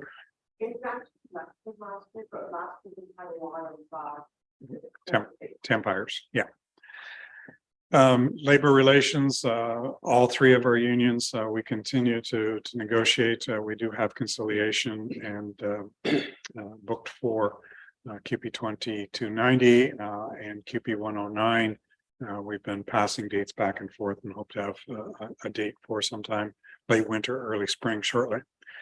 The HRIS system that we procured jointly with the United Counties of Leeds and Grenville and received a grant from the province on has gone live for most of the modules. There's still a couple of modules that need to be implemented, but that is going to integrate most of our HR function with our financials, which is a time saver and make our reporting to county council a lot easier. Learning and development, we had our semi-annual update meeting for succession planning and attendance review committee last week. We continue to make progress on the attendance management issues, and we'll be meeting with council over the coming months to review some of the issues there that we continue to work on. Occupational health, and I can't stress this enough, and in our Wardens Caucus meeting last week, it is becoming the #1 issue for counties across Eastern Ontario is WSIB claims for cognitive issues and the presumptive legislation with respect to PTSD. Alex will be walking you through some of those figures when we get to our budget.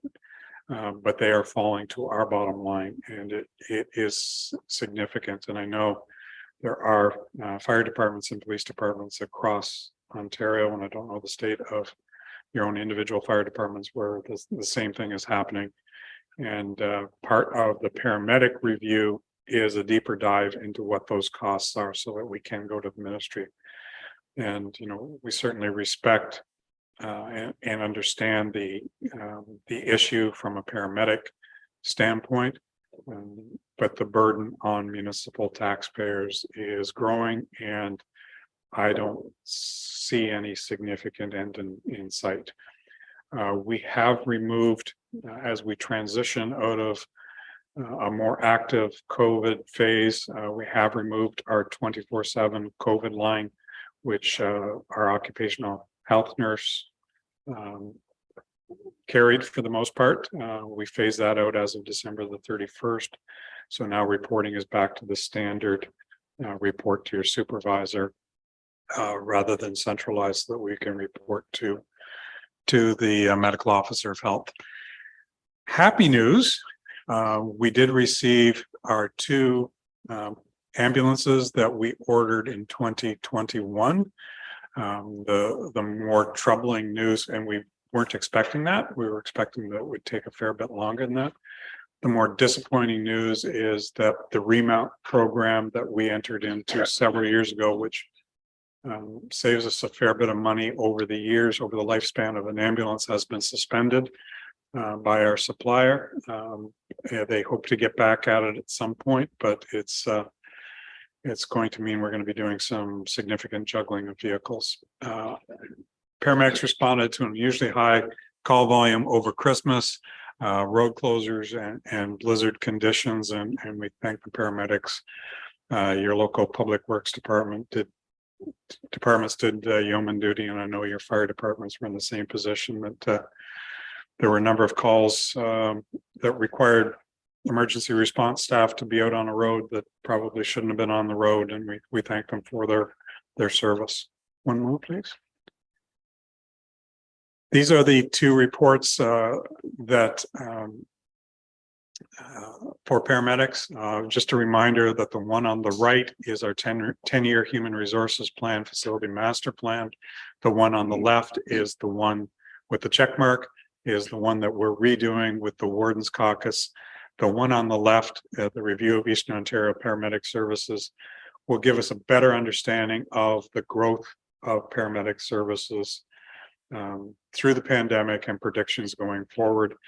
And we will be due for a 5-year review of the resourcing plan in a couple of years, 2024, I gather. And that information will feed into that plan. What we were predicting in both of those reports was between 4 and 4.75 growth in paramedic calls. 60% of our calls, 60 and 60, 60% of our calls are for people over the age of 60, so nobody in this room. And that is the growing segment of our population, and the concentration of those numbers in the urban area is causing significant difficulties. And as you are aware, you know, when a rural paramedic team comes into the city, they get drawn into the system. So we need to address that as part of our ongoing commitment to rural Frontenac, and the chief will be bringing you some of the response times. Just at a high level, we're looking at anywhere between 8 and 12 minutes of additional time on task for our paramedics, which, you know, say it quickly doesn't mean a lot. Multiply that by 26,000 and 8 times 26. It really is stressing our resources, and our unit hour utilization has gone from barely acceptable to largely unacceptable. So we'll be bringing you those numbers as part of the budget process. In part, it was pandemic related, and in part it is also related to, you know, not having a family doctor and having longer wait times at the hospital. There are pilot projects across the province to deal with that, but I suspect it'll take a couple of years to work its way through the system. But we continue to work with our partners at KGH to develop local solutions as well. But it is a significant issue. Next slide, please. So on to happier news. Anytime you put Santa on social media, it does very well. So our measurable engagements across all platforms were about 47,000 last year, up 18% from November. And our top performing social media post was about the Christmas dinner at Fairmount. So Santa continues to rule, and he did make his way to Frontenac through all the snowstorms. Next one, please. Matt has put together our engagement and communications, and I invite you to dig into it in deeper detail if you've got any questions. We continue to be leaders in Eastern Ontario in terms of our social media platforms and our total engagements, about 682,000 engagements last year. The most visited non-landing page was our career page. We continue to use social media to drive people to our careers page. We had just about 21,000 visits to our career page, and our top performing social media were the Frontenac Business Awards. So thank you to Richard and Debbie for the awards and getting out. And I know Matt helped produce a number of the social media aspects of that as well. So congratulations. And the top performing social media post was the social, as I said, the Business Awards, but it was featuring local entrepreneur Shauna Sakel and about young Maggie and Rosie Jocelyn of Verona, who dressed up as Frontenac paramedics for Halloween. And they are in our recruitment stream. We will be keeping them online for the class of 2037, I believe. Next slide, please. Planning Department update, and I know Demetria is up next to give everybody an update, but I just want to draw your attention to the community planning permit system, which for returning counselors is the study that we had done completed by Queen's University last year. Joe is making the rounds to each of the townships. I believe he was in that same chair last night here in this same room. So we'll be coming to a local planning department near you.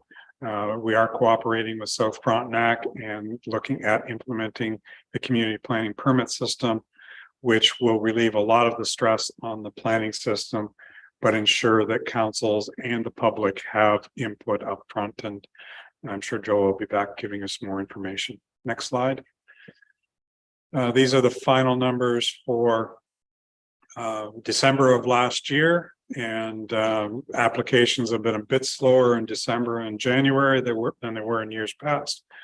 No doubt related to interest rates, but continue to be strong compared to 3 years ago. Next slide, please. Is my favorite slide. Frontenac County. Thank you. Yes. Thank you. And if there are any questions through you, Mr. Warden. Do we have any questions or comments? Yes, Councillor Greenwood Spears. Is there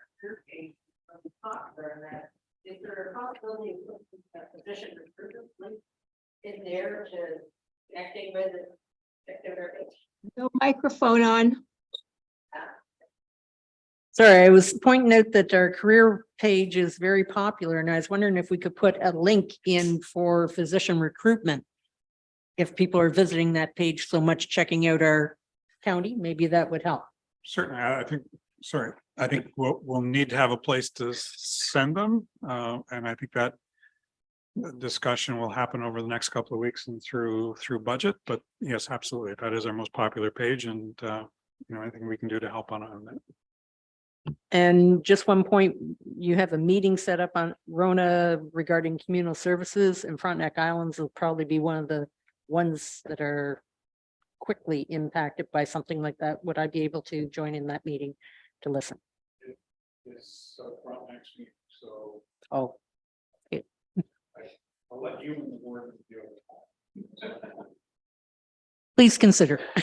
Well, the only, the only, excuse me, the only comment I would make that, I'm not saying we can't consider it. I know that we've done presentations before. If you get too many people there, it really gets full. I know, but I don't know how many are on the list. So anyway, yeah. Do we have other questions or comments for Kelly? I have a couple of comments. I know a lot has changed in 30 or 40 years, including my hair, I guess, but Lowborough Housing and McMullen, Lowborough Housing was 28 units. And those were all created on wells. So it shouldn't be that big of a stretch for somebody to figure out that it worked. And that it can work and that we should get back to it. But you know how government works. I do want to add Eastern Ontario Warden Caucus has a full-time employee now, an administrator who has every contact from every minister and is always in contact with them. At the Warden's Caucus, I think there was probably 7 or 8 ministers that showed up for the second day to listen to us, which was great. Everybody thinks that you go to conventions for fun. I'm not saying that you can't enjoy yourself, but if you listen to the presentation from Strategy Corp, they couldn't emphasize enough of what that networking meant when you go. They said those people see you all the time and they listen. So he said it's huge importance. The only question I have is, are we moving into the county office then ourselves a year from now? Yes. Okay, so the county councils or county is going first. Yeah. Okay. That's all I had. Very good. Thank you, Kelly. And now we'll ask, and don't crucify me if I have the name wrong, Dimitri Kurilov. Dimitri, sorry. It's I got the first part right. I had that one down. it's Kurlovich, but yeah, it works. Okay. Yeah. Thank you. Welcome. So good morning, Ward and members of council. I'm Dimitri and I'm one of the planners here at the County of Frontenac. So I'm here to speak to you today about legislative changes brought on by Bill 23, also known as the More Homes Built Faster Act that received royal assent on November 28th, 2022. Brianna, would you be able to bring up my presentation?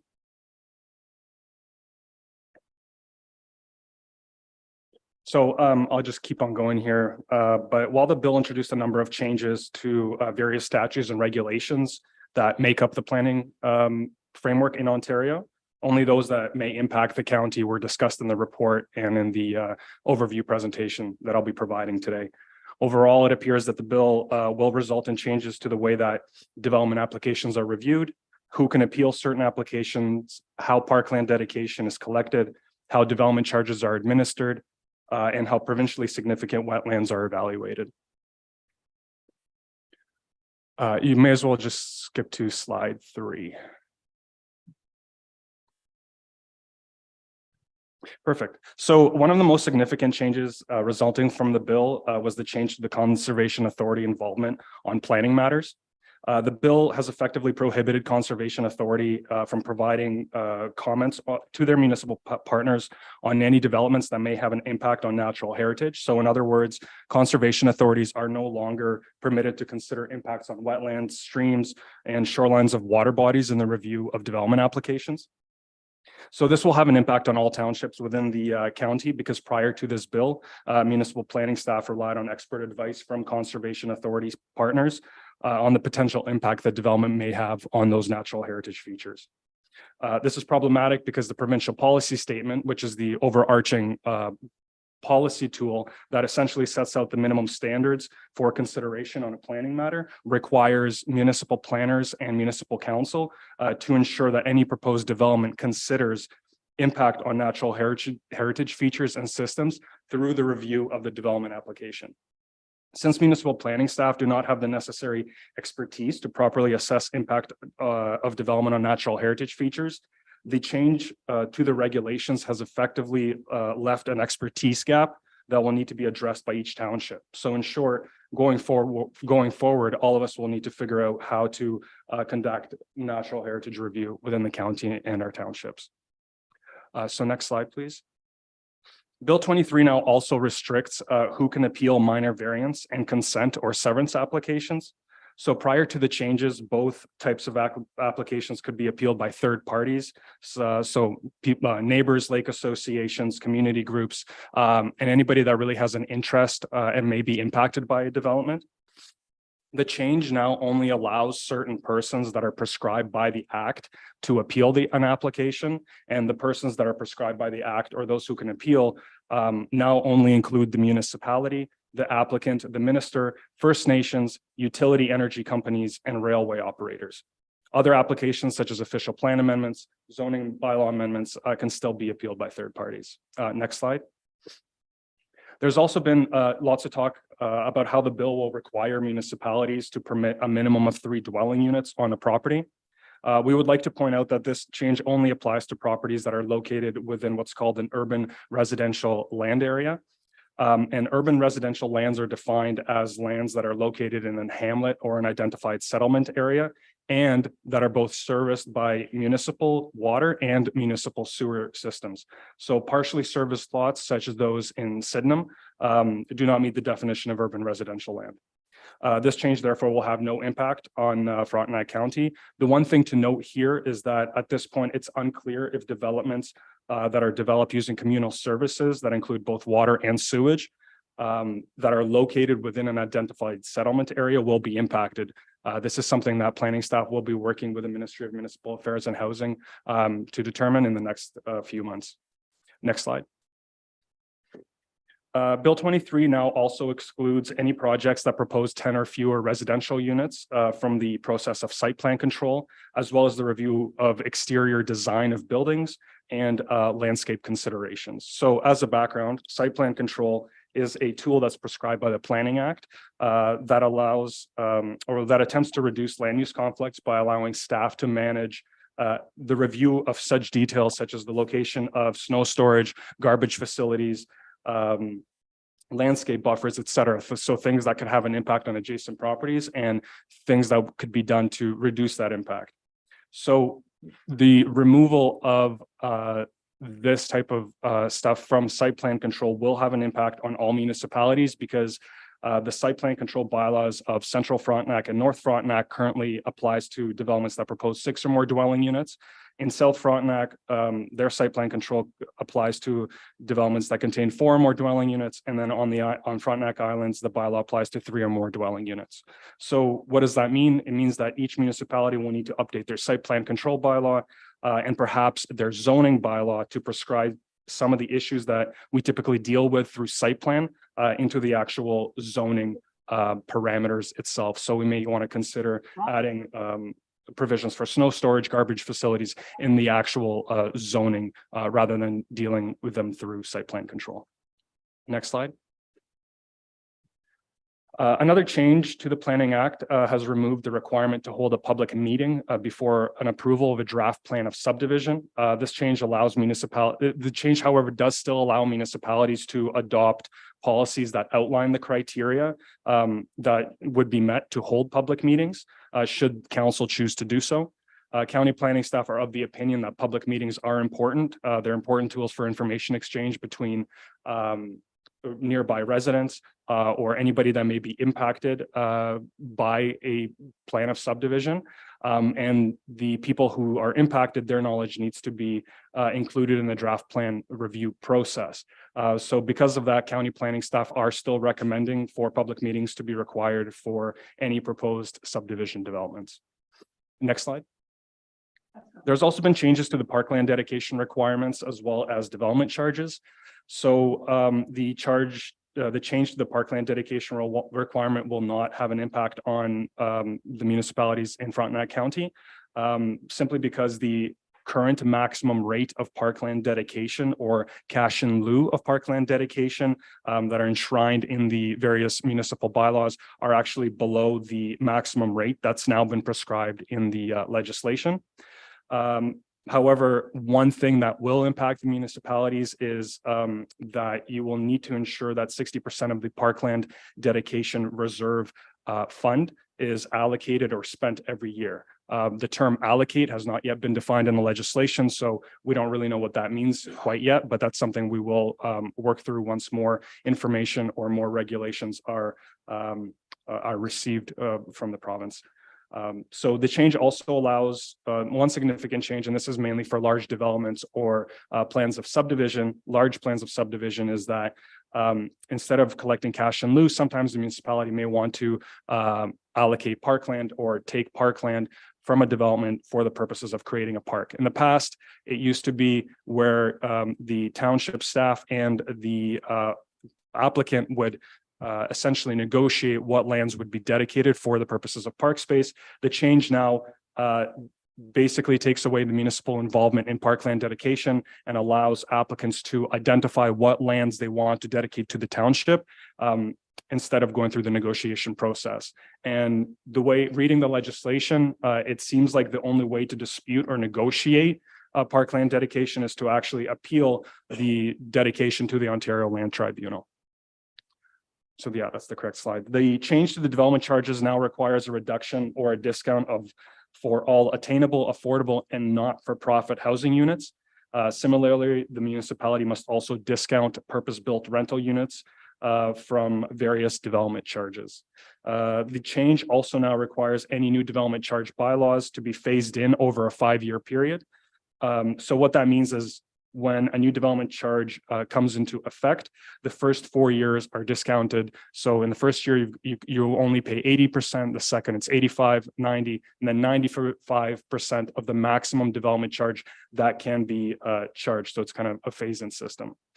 In addition to this, the cost of preparing a development charge study, which is required prior to passing a development charge bylaw, can no longer be recovered through development charges. So that's something the municipality in the current tax base will have to pay upfront to ensure that future development is paying for future services, essentially.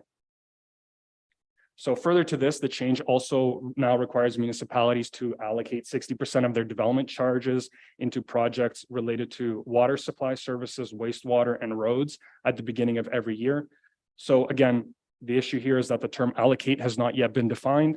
Also, as you know, many development charge projects take many years to accumulate, and it's also unclear how quickly these allocated funds must be spent, or how long they could be held in the reserve account, or if they can be reallocated if there is a changing need or a priority within each municipality. Say, for example, you wanted to upgrade one road or create a new road, for example, and then as time goes on, as you're collecting those funds, the council decides that their priority is actually lies elsewhere. It's unclear if those funds can be reallocated to a different project. So the last change that I'm going to discuss, and can we have the next slide, please, is the change regarding the Ontario Wetland Evaluation System. And now this pertains specifically to provincially significant wetlands.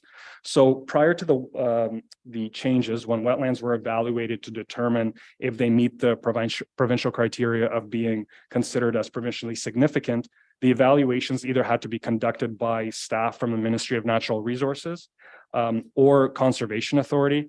In some cases, they could be done by a third party, but then those assessments would then be reviewed by the province. It appears now that these changes actually remove any peer review requirements for any wetland assessments, as long as that assessment is completed by someone who is qualified by the provincial wetland evaluation system. Essentially, as long as you take the OWES test from the province, you pass it, you are qualified to undertake a wetland evaluation. In addition to this, the changes now effectively remove the concept of what are called wetland complexes and allow for pocket wetlands that are kind of separated slightly from a larger wetland system to be evaluated on their own individual merit, rather than considering its function within the overall wetland system as a whole. So the criteria that's also being used to evaluate wetlands has also been modified. One of those modifications is the removal of consideration of threatened species within a wetland system. And there's also been a reduction to the weight that's been assigned to cultural heritage value. So things like hunting and fishing in the wetland evaluation process. Overall, this is problematic because the majority of the wetlands in the county have not yet been evaluated. And as a result, there may be negative financial impact on municipalities and applicants should an assessment or reassessment of the wetland be required. The changes to the OWES has no impact on the regulation of local wetlands, however, that are not deemed to be provincially significant and that are currently regulated through all township zoning bylaws. One thing I do want to add about the wetland evaluation system is that it doesn't appear there's no peer review requirement, and there does not appear to be a process by which the municipality can dispute the evaluation, or the ministry can dispute the evaluation if their professionals decide that the evaluation was incomplete or missing some significant detail, such as seasonal changes to water levels, for example. So with that, I conclude my presentation, and thank you for your attention. More than happy to take any questions. Thank you. Do we have some questions for Dimitri? Councillor Greenwood Spears? Sorry, Bill 23 in that, will that impact what is currently the Marysville secondary development? Because there was a fair bit of effort made into making sure there be compatible housing, so it wasn't, something, it fit into the nature of the village, or is that out the window now? So through the warden, I think there will be, with the Marysville secondary plan, that plan is essentially a guideline for how development should take place within a community. And one of the ways that those policies are implemented is through site plan control. And if somebody is proposing developments that are less than 10 dwelling units on one property, then the planners are no longer able to go through the site plan control process to regulate things like what the exterior of a building may look like, where storage of snow should occur, and how people enter and exit the property. So in that sense, I believe that Bill 23 would have an impact on not just Marysville secondary plan, but the overall way that development applications are assessed through site plan control.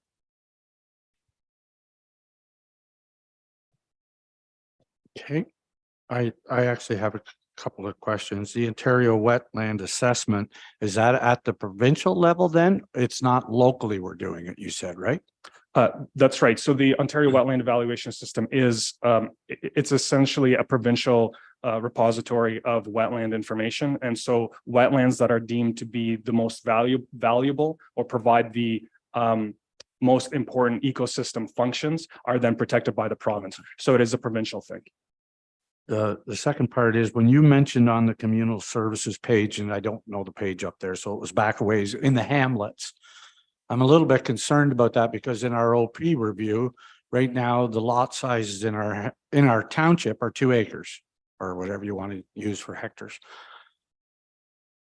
If we can't enhance development to more compact or whatever, because the province keeps telling us get closer to our hamlets, then we need this communal process to actually increase development and go below 2 acre lots, because 2 acre lots in the hamlet obviously don't make sense. Mm-hmm. So if you're saying that it won't be included or might not be included, would be problematic, wouldn't it?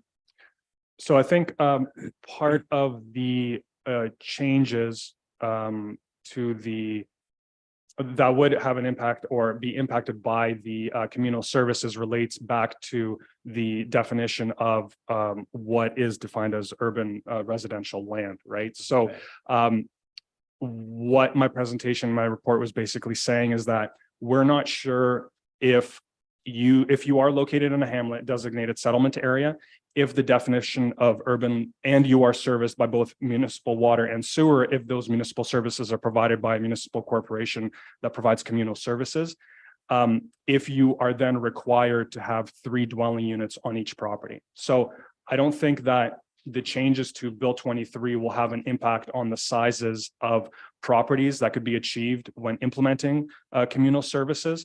The question comes down to how many dwelling units would you be permitted to have if you are located within those urban residential lands and you are on dual communal services. My last response is From where I'm sitting, I'm glad we have smart staff. Because when you just look at all of this, there's no way that we're gonna follow it. Somebody a lot smarter that does this every day is gonna bring it to our councils to say, this is what's happening. Because, wow, all the changes, who can keep up anyway? But, well, yous can, but, yeah. Well, thank you very much. I don't know if there are any other questions. None? Thank you, Dimitri. Thank you.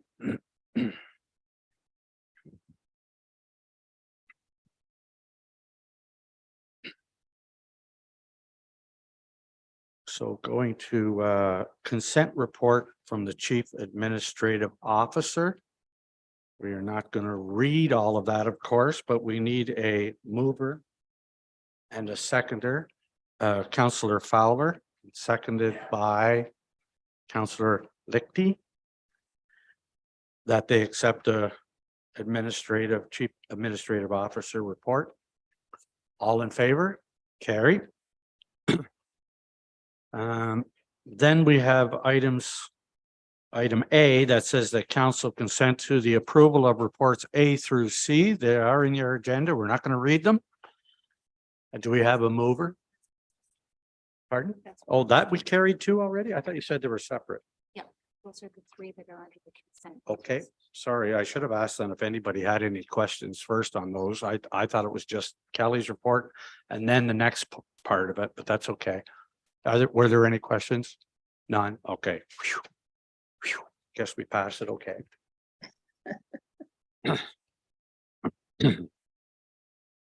And that is also all of this then. Yes. Okay, so we are to Committee of Management of Fairmount Home. We just need a motion to go into committee. Okay, I need a motion to go into the Committee of Management report. Moved by Councillor Saunders, seconded by I'll second Councillor. that. Lee. Oh, okay. Councillor Hey. Deputy Warden Smith. That we move into the Committee of Management. All in favor? Carried. Yes, Is somebody doing a report or what are you doing? So just to speak to that, there is an information report under information reports from the Chief Administrative Officer. It's clause A. So if there are any questions on that report, this is when you would ask them. Do we have a manager up here? And if there's no questions, we can just move right in. Okay. Seeing no questions, then we will move out of Committee of Management. Do we need to? Okay, well, that seems a little long. Do we have a mover to move out? Councillor Greenwood Spears, seconded by Councillor Leonard. All in favor? Carrie? Yeah. Am I doing something here?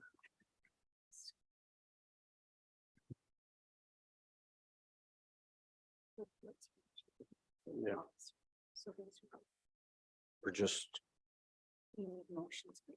Okay. So the reports from the Chief Administrative Officer, the first one is Emergency and Transportation Services, City of Kingston Fire and Rescue Service Medical Tiered Response Agreement Amendment. Do we have a mover? I'll move that. Okay, well, moved by Francis or whatever, seconded by. I don't know why I can't get that name out of my head. Nikki, Councillor Gowdy. Wow. Are there any questions on that? Seeing none, all in favor? Carrie. Planning and Economic Development, Destination Development Progress Update. Is there a mover for this report? Councillor Leonard, seconded by Councillor Lichty. Are there any questions or comments on this report? We do have someone with us that can answer them if you have any. Seeing none, all in favor? Yes, C, Planning and Economic Development Transfer of Ontario Community Infrastructure Fund.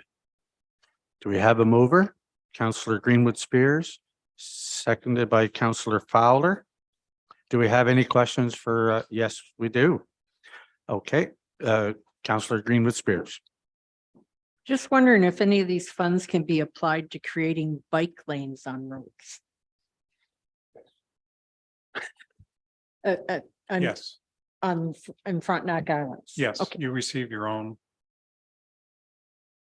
gas tax money Portion. and your own OSIF money. okay.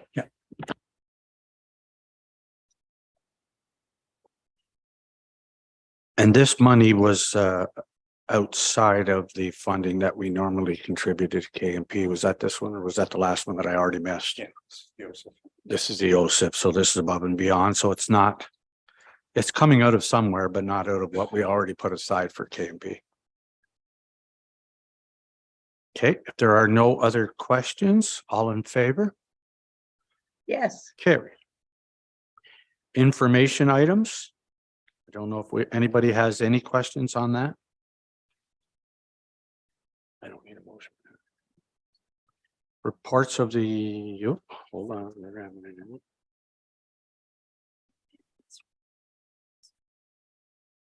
Report of the administration committee.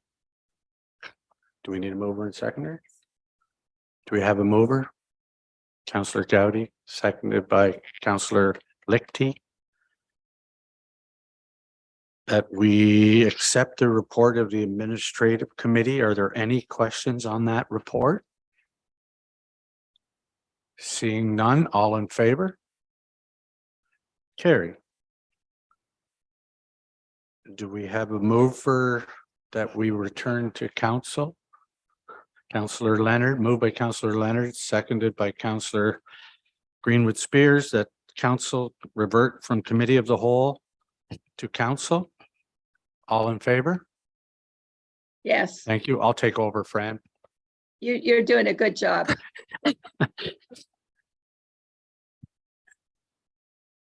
Adoption of the report of the committee of the whole, moved by Councillor Saunders, seconded by Councillor Fowler. Are there any questions on that? None? All in favor? Yes. Carried. Any notices of motions or what have been given? None? No. So instead of adjournment, though, we are actually going to go back to closed session. That is correct.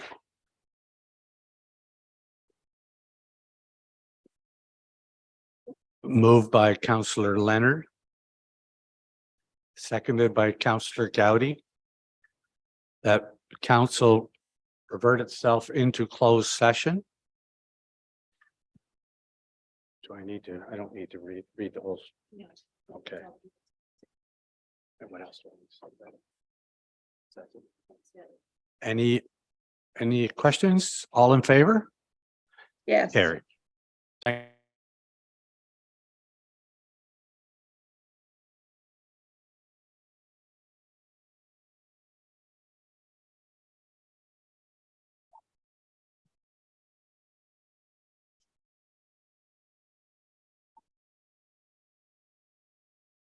Hello? Yes. Yes. Really?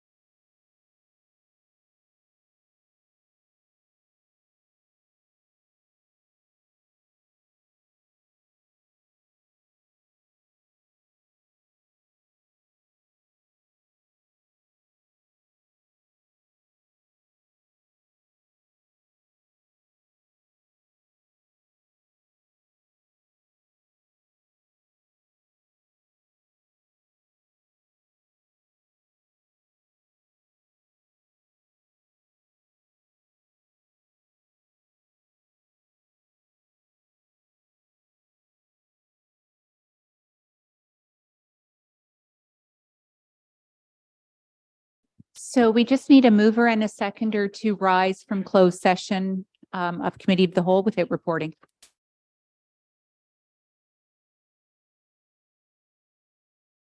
Moved by Councillor Greenwood Spears and seconded by Councillor Gowdy.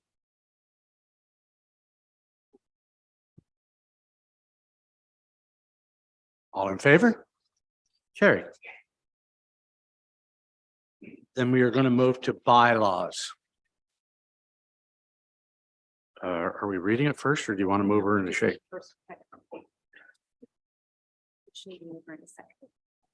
Hmm?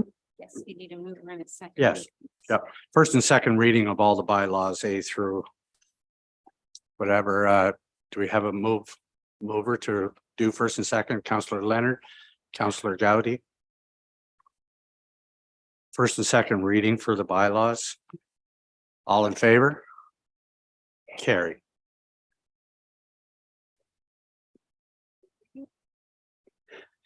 Do we have a mover? Councillor Leckie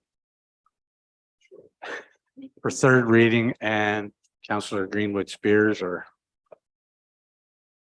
so are there any questions on any of these bylaws before we pass third reading? Yes, Councillor Greenwood Spears. Just regarding the corporate joint update and asbestos.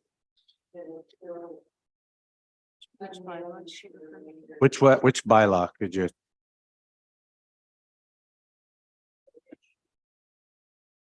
Oh, okay. Yep. Any other questions? None? All in favor of third reading? Carried. We need a motion to adjourn. And moved by Councillor Fowler. Seconded by, doesn't matter, Councillor Leckie, that we adjourn. At 12:54, and I was supposed to tell you, supper is at any restaurant you want to stop to and pay for. Or lunch, sorry. We didn't think we were going this long, I assume.